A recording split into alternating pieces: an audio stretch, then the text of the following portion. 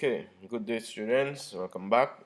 We are going to finish the second part to our Gmail video, how to use Gmail and the different features which should enhance your online learning experience. And of course, these are features you can use once you learn it. It's not only for schoolwork, but when you get into your work and your business, it will definitely help you. Alright, so first open your browser and we are going to log into Gmail. There are different ways to do so. So there are different things. So first I want to go over the Google Translate feature. So the first email I have there, I got it from a good friend of mine. It's myself, right? I got this email, but it's in some language. I think it's in Spanish because I see hola. So apparently this guy doesn't speak English. So let's see if you can translate this um, email so that you can understand. Okay, so on your email there's a translate feature built into the Gmail. So you go to click more and you are going to click translate message. Okay, so actually I set it to Korean, so it's taking. So let's detect the language first. Some funny stuff happened there.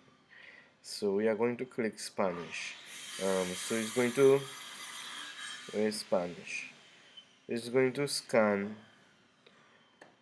um, and from Korean let's put English. Alright. So it's going to detect the Spanish feature part of the email, and it's going to translate to the English. Of course you can, as you saw a while ago, um, you can set it to any other language. So if you are speaking Japanese, it will translate into Japanese right there. Okay, but I know you don't speak Japanese, so let's translate it to English. So my email said, the guy said, "Hi there, this is an email to see the translate function. Isn't this amazing? Goodbye for now." Oh, so that's what this guy was saying. Yeah, so this is one way you can use the translate feature. So no longer the different language is a barrier for communication within business sectors and your work, your productivity. Okay, so I hope you learn how, how to translate and you can communicate with your friends wherever they are. Now I got another email from the same guy. This time he speaks English. He says, "Hi, don't forget our meeting is on Tuesday, 2nd February at 9 a.m. Now this is something that I wouldn't want to forget. Okay, so actually what I'm going to do, I'm going to schedule it. So I can either click on the calendar and schedule it there, or better yet, I'm going to click more. I'm going to create an event. So as I created an event from the email, it automatically name it as schedule. That's because the name of the email is schedule. Okay, so you can always change it. Meeting with, I don't know his name, myself. Okay, and it says Tuesday 2nd February at 9. So somehow it did not detect the time, so I'm going to click Tuesday February 2nd from 9 a.m. So let's select 9 a.m. to, okay, the meeting should be, I do not want a meeting along with myself, so I'm just going to call it 9:15. Okay, does not repeat. You can join with Google Meet if it's online, right? There the meeting the email is already attached so everybody to see. You can change the color Okay, let me choose banana. Okay, and I can set in a notification so that I do not forget. Okay, so I can either email myself, but I will just select a notification so it will give me a pop-up, and I can say 10 minutes for me to, yeah, so you can set it weeks before, days before, hours before. Okay, and you can set multiple notifications. Okay, so if I want an email, for example, 1 hour, I want to get an email 1 hour before the event, before the meeting. Also, I want a notification 10 minutes, yes, before the event. So, an hour before, since our meeting is 9 o'clock, at 8 o'clock, I'm going to receive an email to say, oh, we have a meeting with myself, whoever. And 10 minutes before, I will also get a notification say your meeting is about to start in 10 minutes, so get ready. Okay, now we are done. We have done this. You click save. Would you like to send an invitation? You can send. I will not send. Guests from outside of the organization. Yes, invite external guests. Okay, so it's going to create an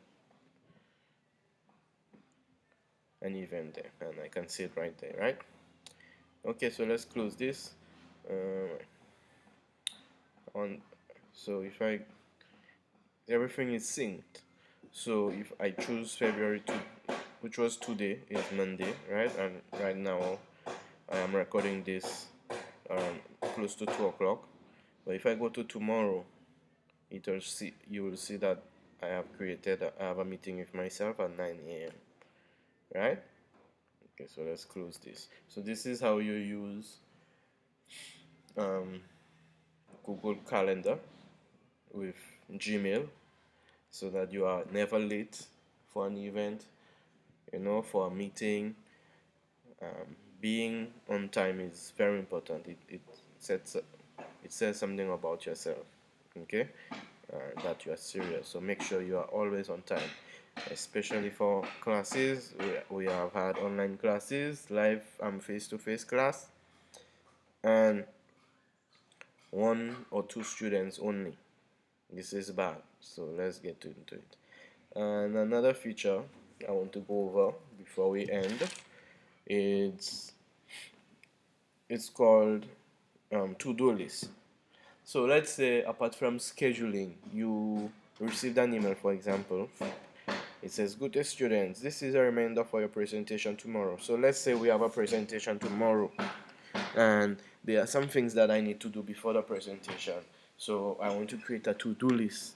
So every time I complete it, I can reset it. So there are 3 things they ask me to do. Ensure that presentation is saved in Google Drive, share the presentation with the group, and email the presentation to this email address to print. So I can create a task right there. That's where you use task. But again, since this is the email that I am dealing with, let's create a task. Let's add it to task.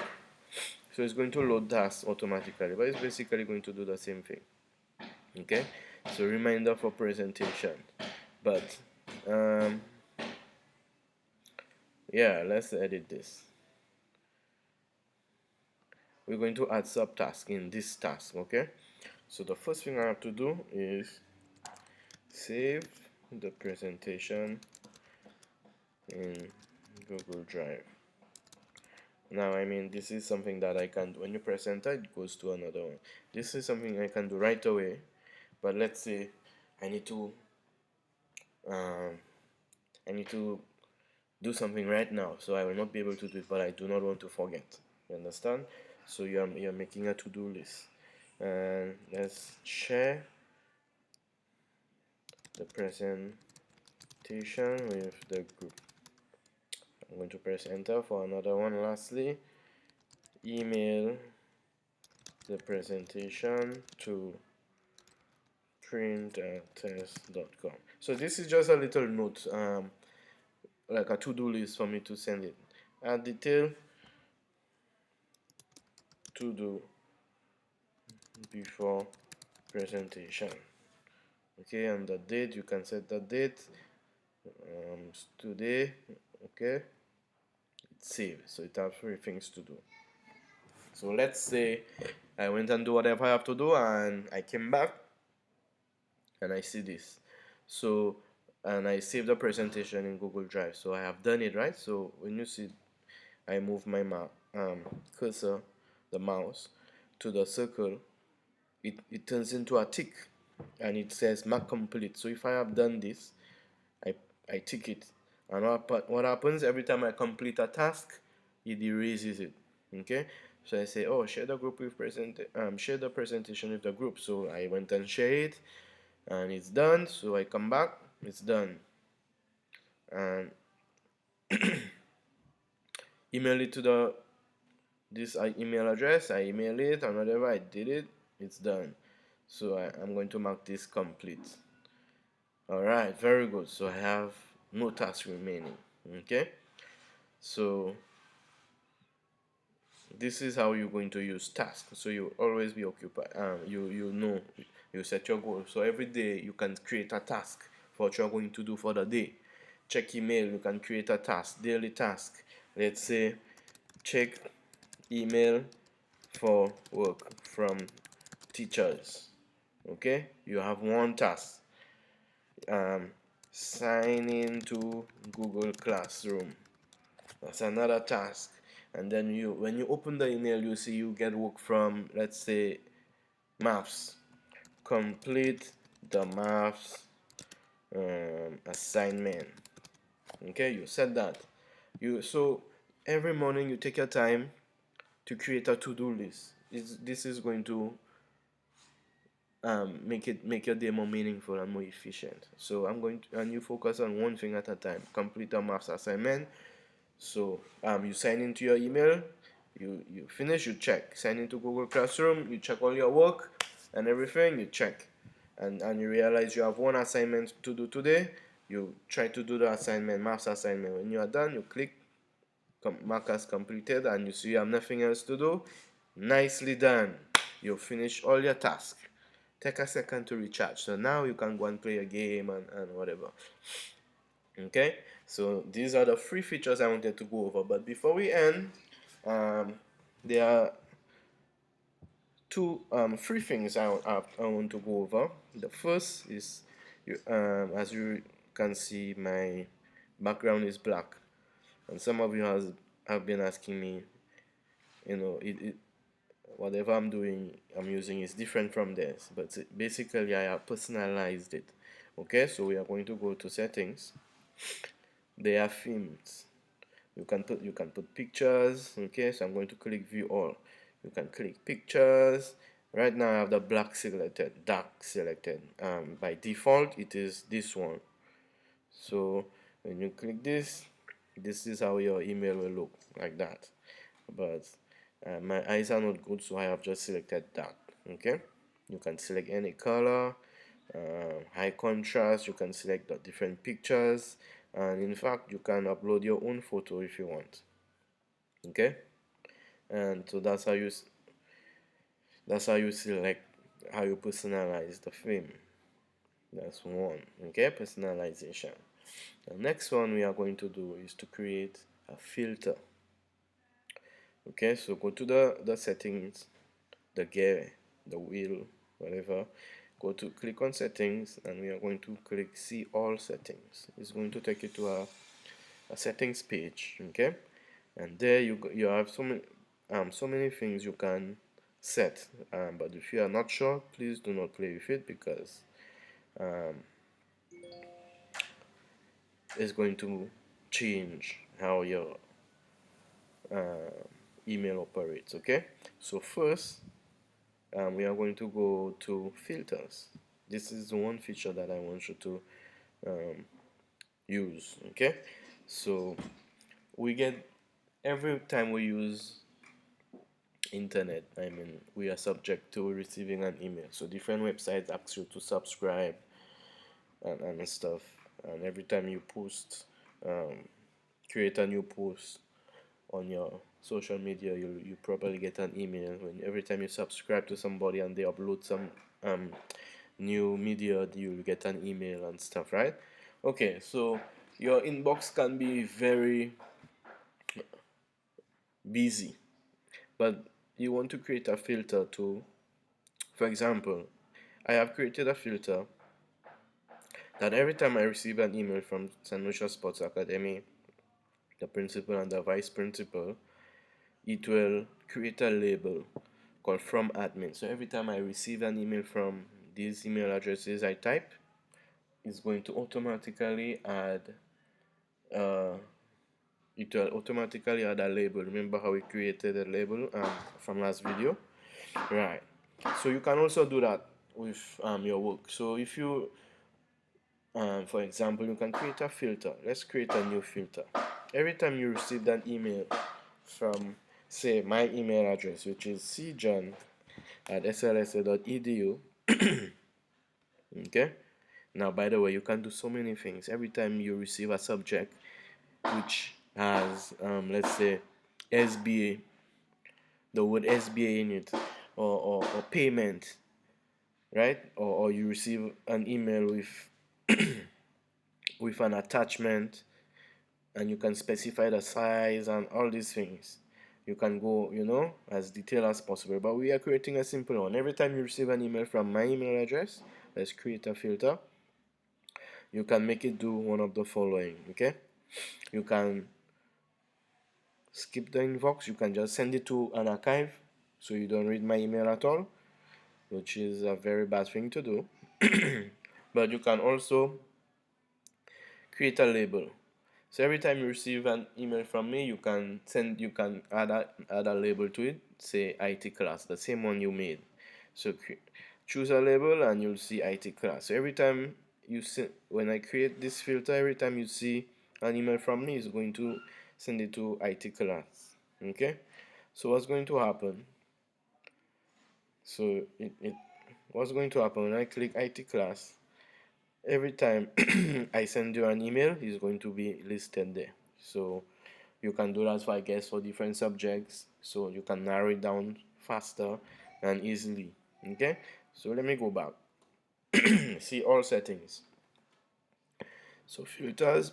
So since I am myself, I'm going to delete it. You can edit it, you can delete it. Okay, good. So filter is one aspect I wanted to speak about.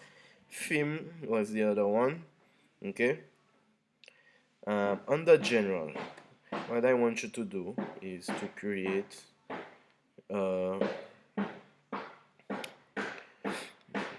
you can change your account picture there in about me section, but under signature, this is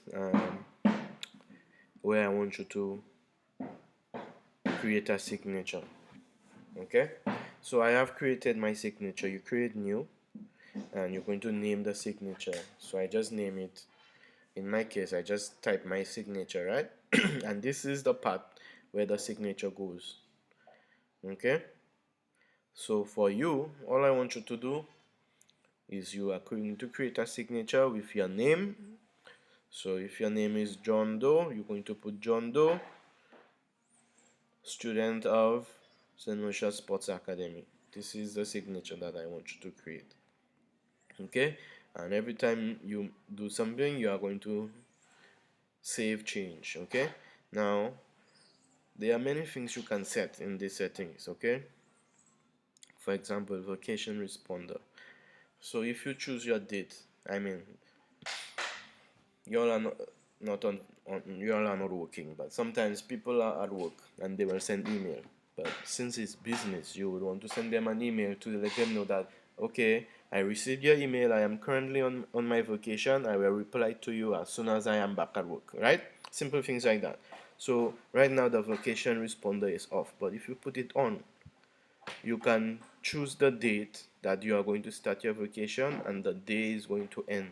So what the Gmail is going to do every time it receives an email in within this date, is going to send an automatic email. You are going to send a subject to say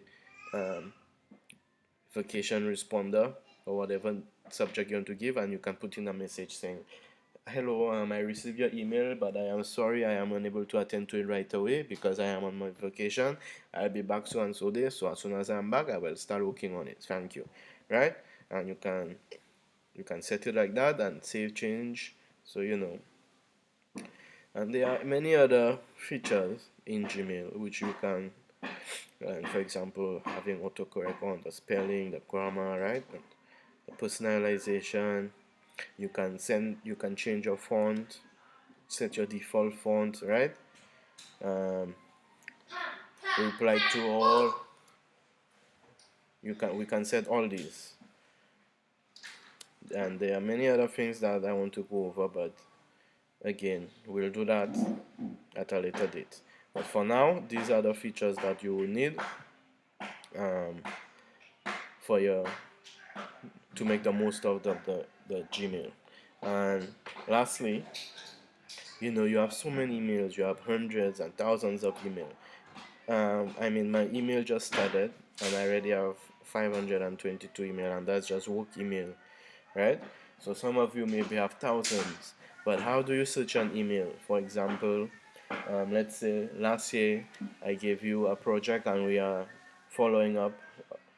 um, I mean, that's a bad example, but you need to find an email which I sent you last year. How do you go about that? You are not going to go back all the way, you know, older until you get the date last year. You know, it's going to be so much work if you have thousands of emails. So we have what you call search operator. So these are the search operators we can use. Okay, so for example, you can have a search operator by specifying the sender. So if you receive from, for example, me, you type from. Okay, oh, there it is. You see, meeting with myself. The email has, they send me an email, so accept, close. I'm just going to close. Okay, so you can specify the sender. So let's try this one, from. Okay, so I'm going to go to Google Drive, search email, from dot dot, and you can type search from whoever. Okay, so if I say me, every time you receive an email from me, or it have my email address in it, it's going to it filtered. Okay, you can do advanced search by specifying the time, and it has attachment. Okay, so basically I'm going to add this on your Google Classroom, so you will have an idea. Now make sure you go through them, because there are so many things you can search for. You can search for the different categories that you have set it to, if it has the different size in bytes, okay, if it has attachment, if it was starred, okay, if it has another recipient, okay, if it has certain color, okay, the icon of a certain color, if it has YouTube videos. Okay, so this will be very useful when you have to search the email. So once again, I hope you enjoyed the video and that you understood everything.